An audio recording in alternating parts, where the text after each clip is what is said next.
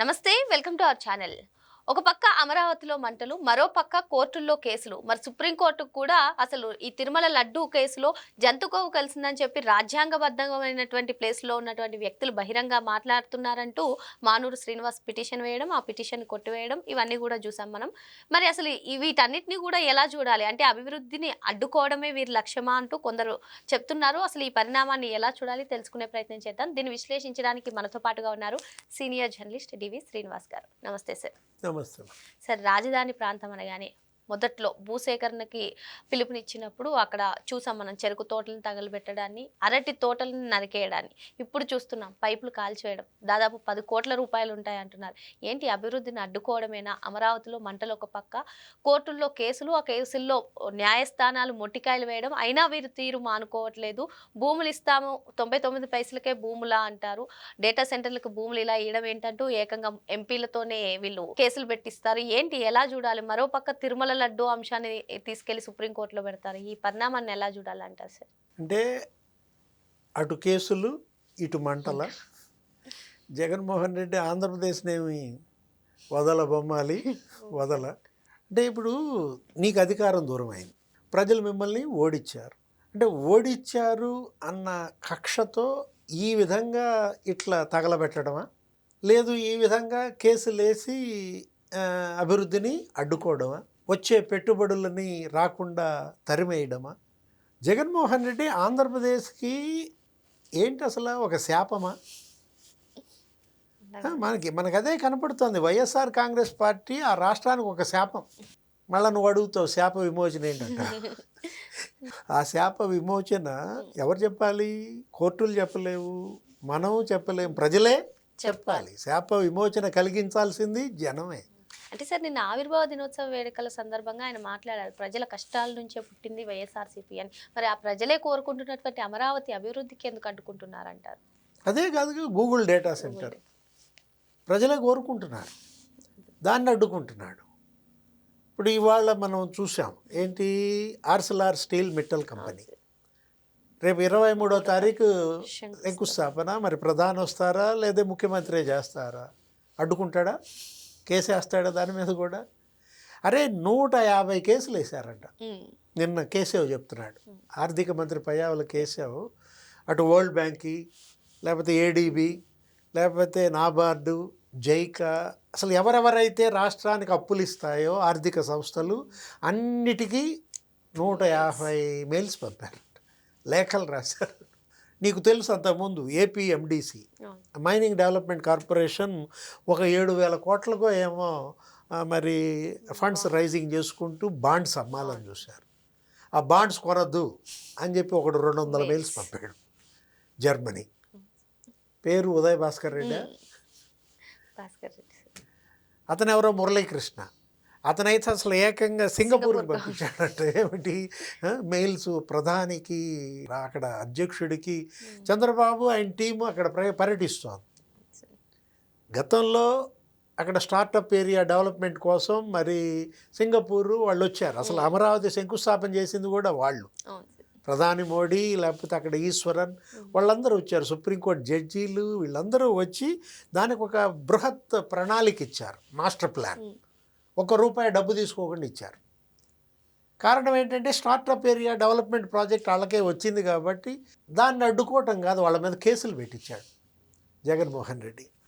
అంటే ఇప్పుడు అక్కడ నువ్వు చూసినట్లయితే ఎటువంటి మనస్తత్వం, అతని నైజ గుణం ఏంటి? ఇప్పుడు వాళ్ళని తరిమేశాడు, అమరావతి వాళ్ళు వెళ్ళిపోయారు. మొన్న చంద్రబాబు వెళ్ళి సరే అమరావతిలో మీరు డెవలప్ చేస్తే చేయండి, లేకపోతే మానేసేయండి, అది కాదు, మిగతా ఆంధ్రప్రదేశ్లో లాజిస్టిక్స్ డెవలప్మెంట్కి మీరు పెట్టుబడులు పెట్టాలి అంటే వెంటనే వాళ్ళకి మెయిల్స్ ఇవే ఇవ్వాలి.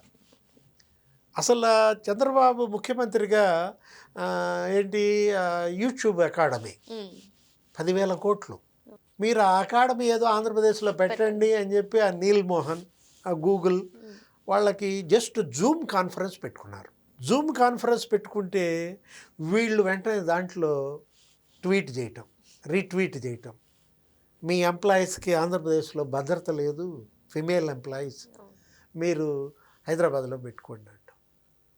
అసలు వాడెవడో వాళ్ళ సాక్షి ఛానల్ డిబేట్లో అయితే అతని పేరు, అతన్ని జర్నలిస్ట్ అని చెప్పారు. అమరావతి వేశ్యల రాజధాని అనో ఏదన్నాడు. మనిషేనా? అసలు వీళ్ళు మనుషులేనా? ఇదొక రాక్షస జాతిలాగా మనకు కనపడుతుంది. ఇదొక రాక్షస క్రీడలాగా కనపడుతుంది. ఇప్పుడు అమరావతిలో గతంలో అరటి తోటలు నరికారు. అప్పుడు ఎప్పుడు 2014-19 లేకపోతే అరటి తోటలు, చెరుకు తోటలు తగలబెట్టారు. ఆ తగలబెట్టిన కేసుల్లో, ఈ నరికిన కేసుల్లో ముద్దాయికి ఎంపీ టికెట్ ఇచ్చాడు. నిన్న కూడా ఏదో కేసు పడింది అతని మీద. ఎవరైనా నందిగం సురేష్. లేకపోతే ఇప్పుడు మొన్నే చూసావు కదా, లేట్ నిన్నగాక మొన్న అక్కడ ఎల్ఎన్టీ వాళ్ళు అక్కడ స్టాక్ పాయింట్ పెట్టుకోవటం ఏంటి? High density polyethylene pipes, HDPE పైపులు అవి. ఏది పవర్ కేబుల్స్గా వీటిల్లో ఉపయోగిస్తారు. 15,000 మీటర్లు. ఎట్లా తగలబడ్డాయమ్మా? అక్కడ షార్ట్ సర్క్యూట్ అవ్వడానికి కూడా స్కోప్ లేదు అంటున్నారు సార్. మరి ఇది ఉద్దేశపూర్వకంగా చేసిందే కాకపోతే అసలు ఎలా చూడాలి? అంటే అభివృద్ధిని అడ్డుకోవడమే వీరి లక్ష్యమా? లేదు అంటే ఇది ఇప్పుడు ఒకవేళ రాజధాని కంప్లీట్ అయితే అది చంద్రబాబు నాయుడు గారికి పేరు వస్తుందని అసలు ఎలా చూడాలంటారు దీన్ని? ఇప్పుడు 10 కోట్లు కాదు మనం అక్కడ చూడాల్సింది. ఇంకా ఈ రాష్ట్రాన్ని నువ్వెంత నష్టం చేయాలని నీకు ప్రజలు అవకాశం ఇచ్చారు. వాళ్ళ కాళ్ళు పట్టుకున్నావు, వాళ్ళ గడ్డాలు పట్టుకున్నావు, బుగ్గలు పట్టుకున్నావు, లేకపోతే తలలు నిమిరావు, ముద్దులు కూడా పెట్టాడు. ఒక్క ఛాన్స్ నువ్వు ఆ వీడియో కూడా చూస్తే అది బెగ్గింగ్, అడుక్కున్నాడు. వాళ్ళు కూడా సరే సావని అని చెప్పి ఏదో వేశారు. బిచ్చగాడికి వేసినట్టే ఓట్లు వేశారు. 151 సీట్లతో నిన్ను గెలిపిస్తే ఏం చేసావమ్మా? అమరావతి ఎందుకని కంప్లీట్ చేయలేకపోయావు? ఇప్పుడు చంద్రబాబు ఒక చోట అభివృద్ధి చేశాడు, నీకు అక్కడ ఇష్టం లేదు, నీ సామాజిక వర్గం ఇంకో చోట ఉంటుంది, అక్కడే ఆ ప్రాంతం అభివృద్ధి చేయొచ్చు కదా. ఆ రోజు రాజశేఖర రెడ్డి ఏం చేశాడంటే, చంద్రబాబు అంతా సైబరాబాద్ డెవలప్ చేశాడు, మాదాపూర్ అభివృద్ధి చేశాడు, హైదరాబాదు అప్పుడు ఆ ఉమ్మడి రాష్ట్రంలో ఉన్నప్పుడని ఆయన దాన్ని ఏమైనా తగలబెట్టాడా? ఇప్పుడు ఆయన శ్రీశైలం ఏరియా ఏదో టేకప్ చేశాడు. ఆ శ్రీశైలం రోడ్డు వైపు వెళ్తూ అక్కడ తన యొక్క ప్రాజెక్ట్స్ అప్పుడు ప్రభుత్వంలో అక్కడ ఏది పివి నరసింహారావు ఎక్స్ప్రెస్ హైవే ఇలాంటివి వేసుకుంటూ దాన్ని కొనసాగించాలా. ఇప్పుడు చంద్రబాబు రాజశేఖర రెడ్డి చేసిన అభివృద్ధిని కేసీఆర్ రేవంత్ రెడ్డి ఇప్పుడు వాళ్ళు కంటిన్యూ చేస్తున్నారు. నువ్వెక్కడ దొరికేవరన్నా? ఆయన ఒక శాపం అంటోంది అదే. ఏపీకి ఒక శాపంగా మారాడు. అసలు మనం ఇప్పుడు ఒకటి ఇవాళ నువ్వు చూడాల్సింది, చేయాల్సింది రైతులు. వాళ్ళ మీద ప్రేమ ఉంటే వెళ్ళు వాళ్ళ దగ్గరికి, వాళ్ళ కష్టాల్లో అండగా ఉండు. వాళ్ళకి ఎవరైనా చనిపోయిన వాళ్ళు ఉన్నారు కదా, కౌలు రైతులు ఏదో బోల్డ్ మంది చచ్చిపోయారంట. నాడు నిన్న కూడా ప్రెస్ మీట్ పెట్టి ఇవ్వు తలా ₹1,00,000 డబ్బు లేదా నీ దగ్గర? ఆ రోజు మరి పవన్ కళ్యాణ్ అట్టిచ్చాడమ్మా. ఇప్పుడు ఆ రోజు వరదల్లో తిరుపతిలో మొత్తం అంతా కొట్టుకుపోయారు, చనిపోయారు. ఒక 48 మందో ఏమో. తలా ₹1,00,000 ఇచ్చింది భువనేశ్వరి. ఆమె ట్రస్ట్ నుంచి, ఏది ఎన్టీఆర్ చారిటబుల్ ట్రస్ట్ నుంచి. ఆ రోజు చిత్తూరు, నెల్లూరు విపరీతంగా వరదలు వస్తే నువ్వు ముఖ్యమంత్రిగా ఉన్నప్పుడు నువ్వు రూపాయి ఇవ్వాల, ప్రభుత్వం సొమ్ము ఇవ్వాల. ఇప్పుడేమో అధికారంలోకి వచ్చాక ఇస్తానని చెప్తున్నారు సార్. ఎక్కడికి వెళ్ళినా ఇంతకుముందు ఇచ్చావా? ఇంకా నిన్ను ఎలా నమ్ముతారు? ఒకసారి నిన్ను ముఖ్యమంత్రి చేసినందుకే నరకం చూశారు. మళ్ళా ఇంకోసారి నరకంలోకి వెళ్ళడానికి ఆంధ్రప్రదేశ్ ప్రజలు సిద్ధంగా ఉన్నారా? అంటే ఇప్పుడు కొరివితో తలగొక్కుంటారా?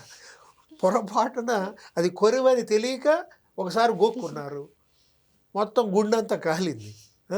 ఇంకోసారి ఈ కొరివితో తలగొక్కడానికి జనం సిద్ధంగా లేరు. మరో అంశంతో మళ్ళీ కలుద్దాం. Thank you sir. నమస్తే.